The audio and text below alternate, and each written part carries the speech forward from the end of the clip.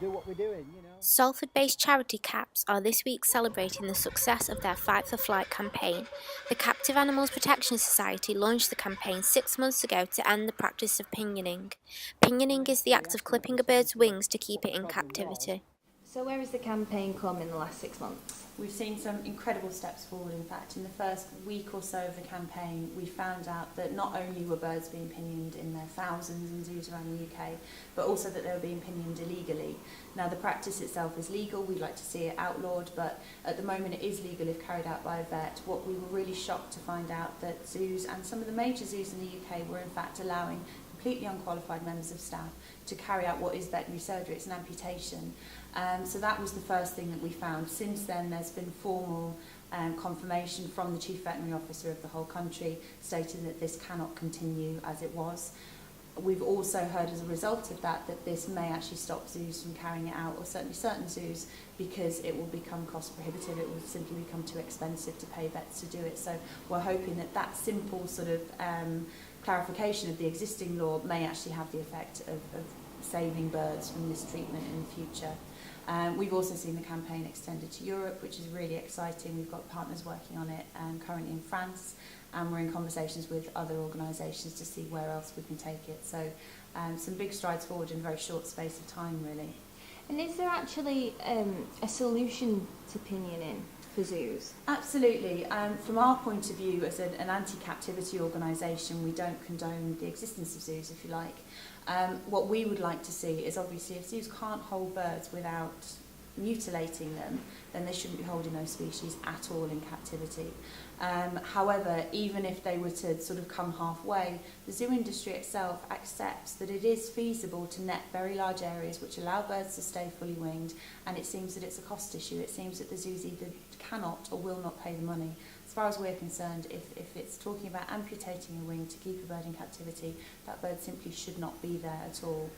So as far as we're concerned, that is the solution, an end to those birds being in zoos in the first place. And where do you see yourself in the next 6 months? We've got some interesting developments in the pipeline, which I can't talk about right now.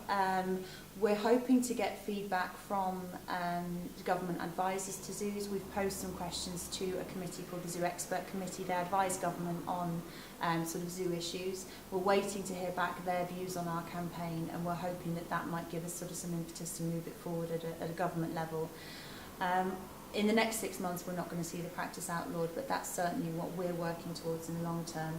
And in the meantime, we'll continue to publicise this to members of the public, because the other thing is that people are really shocked. They don't think for a second that this is happening, and so that will build pressure on zoos to do the right thing. That it's perfectly within their power to stop this, and that's what we're going to continue to push for in the next 6 months. Many aviaries feel that pinioning is unnecessary and instead keep their birds captive in spacious enclosures. We went to Wild Wings Reserve in Warrington to meet with their birds. Well, we either get a close bond with the birds and work with them, but I do not agree with cutting the wings. We never have done. I have seen it in the past with a lot of rescues where we've come across birds where the wings have literally been cut straight right across. We've even seen certain situations where they've cut the joints off. And you know, you tell relevant organisations and they don't seem to want to know. They turn a blind eye, and I say that because that's what we've seen. We've seen situations like that. Ian then demonstrated the act of pinioning on one of his Harris hawks. Why they clip the wings, I don't know. It's a pet and I don't want it to fly away, and all they're happy with just sitting on the glove.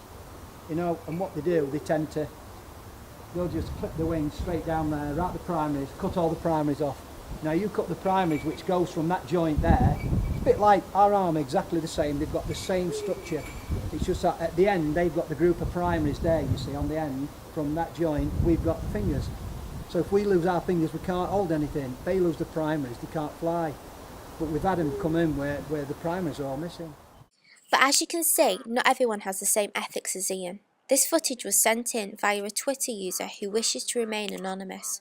The footage clearly shows the birds in poor conditions and unable to fly away to safety. It is because of conditions like this why CAPS continues its fight for flight, and the argument for caged or clipped continues. Beth Killeen, Keys News, Salford.